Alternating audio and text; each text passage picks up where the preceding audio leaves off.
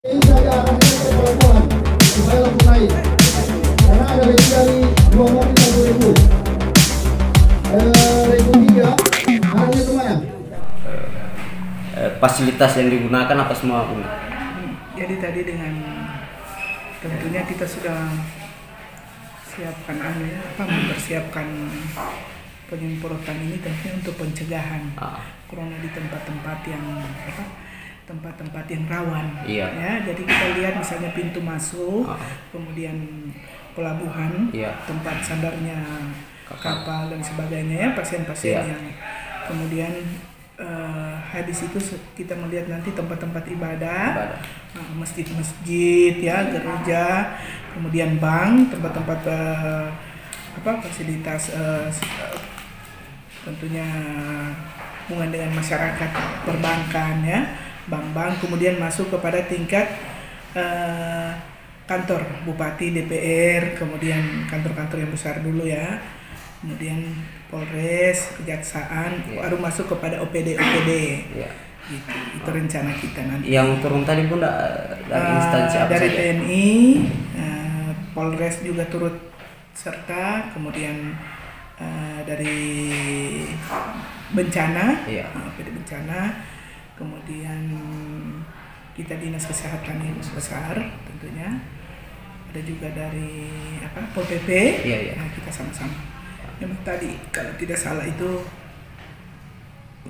dekat-dekat sudah lebih dari 50 orang yang turun itu. Jadi cairan apa saja yang digunakan untuk dilakukan untuk penyemprotan terhadap virus? Cairan-cairan itu kami tentunya mempersiapkan bukan hanya asalan ya. Memang orang-orang yang profesional farmasi, mereka yang tahu itu campuran-campuran yang lebih berkualitas. Mereka sementara gunakan, cuma bahan-bahannya juga kita dituju undang-undang yang sudah semakin terbatas.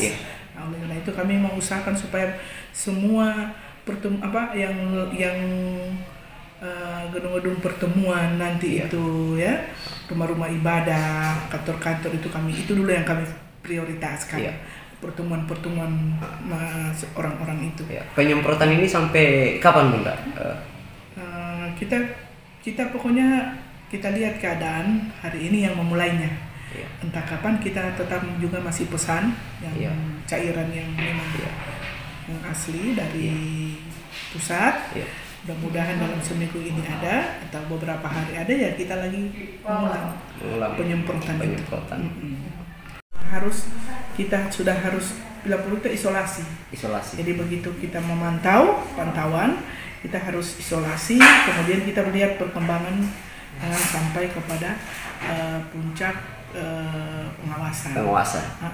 Dari Dinas Kesehatan sendiri melihat bahwa tadinya kan beredar ada pasien yang sudah ODP. Untuk Dinas Kesehatan sendiri itu orang dalam pantauan. Orang dalam pantauan.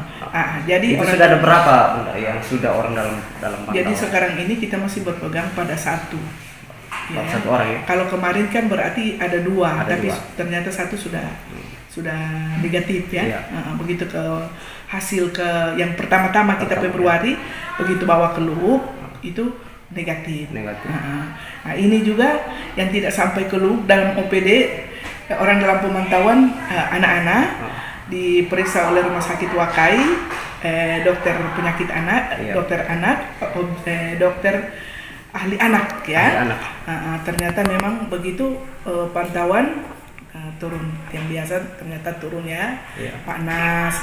Rata-rata kesembuhan dari yang orang dalam pantauan ini biasanya berapa hari, Bukan?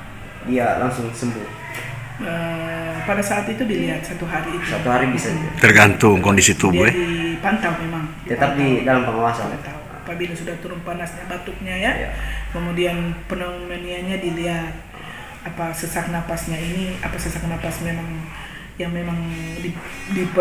karena corona atau memang penyakit bawaan. Nah, itu dokter secara teknis dokter yang tahu. untuk yang itu. melihatnya. Kalau untuk Ini yang harus kita jaga yang Iya, dari iya, awal-awal iya. ini. Kalau ini ada, kita harus cepat antisipasi. harus cepat kita kita periksa. Tentunya puskesmas memeriksa, kemudian puskesmas merujuk. Iya, Kalau iya. sudah ada seperti itu, puskesmas merujuk ke rumah sakit. Nah, ini yang harus kita cari dari bawah. Iya. Kita ini mengajak kepada puskesmas, 16 puskesmas ini untuk hati-hati dengan ini. Cepat dikabarkan, cepat rujuknya. Supaya kita cepat antisipasi. Iya. Kalau dia masih biasa-biasa terus kita biarkan terus ya nanti ya tahu. Iya. Kalau kita melihat ini berita-berita yang ada di Jakarta, yang mudah-mudahan kita tuju undang-undang memang betul-betul terhindar dari corona ini. Partisipasi semuanya. Jadi bahan ini nanti hari Kamis Pak Bupati akan pimpin langsung rapat. Sama-sama nanti hasil ini kita akan laporkan ke Pak Bupati tentunya secara lisan kepada Pak Bupati apa kiat-kiat yang sudah kita laksanakan. Tapi kami sudah melapor secara WA, kami melapor ke Pak Bupati, kemudian kami melapor juga kepada sekretaris daerah, pada Pak Sekda, ya. Kemarin juga perkembangan kami juga melapor kepada Wakil Bupati bahwa corona ini sudah ini dengan Pak Bupati. Dan hari Kamis kami akan lapor secara langsung kiat-kiat yang kami laksanakan.